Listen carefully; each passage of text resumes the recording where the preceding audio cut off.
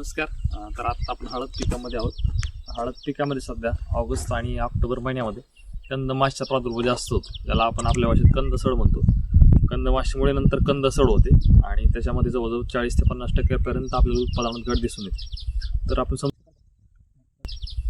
समजून घेणार आहोत कंदमाशीबद्दल. तर सध्या काय होतं नेमकं, हळदी ह्या सुरुवातीच्या अवस्थेत असतात आणि काही कंद त्या ठिकाणी उघडे असतात. तर त्या अवस्थेमध्ये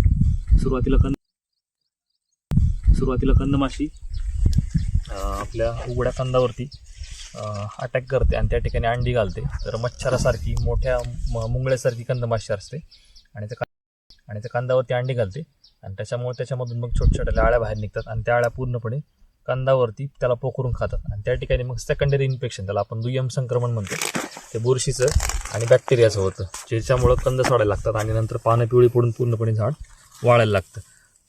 तर या अवस्थेमध्ये आपल्याला 2-3 उपाययोजना करायची. तर पहिली उपाययोजना आपल्याला करायची या ठिकाणी माती पूर्णपणे लावून घ्यायची. तर याला आपण लागवड केल्यानंतर इथपर्यंत आपण ह्याला माती लावून घ्यायची, ज्याला आपण बेड म्हणतोय. तर आपल्याला जे काही यंत्र असते त्या यंत्रासहाय्याने आपल्याला माती लावून घ्यायची. दुसरी उपाययोजना आपल्याला करायची ऑक्टोबर ऑगस्ट या 2 महिन्यामध्ये आपल्याला 15-15 दिवसाच्या अंतरानं क्विनॉल असेल किंवा मग डायमिथोएट असेल किंवा मग क्लोरोपायरिफॉस ही फॉस गटातली कीटकनाशक आपल्याला आपण गॅस पॉयझन म्हणतो, तर ह्याची फवारणी करायची बागेमध्ये.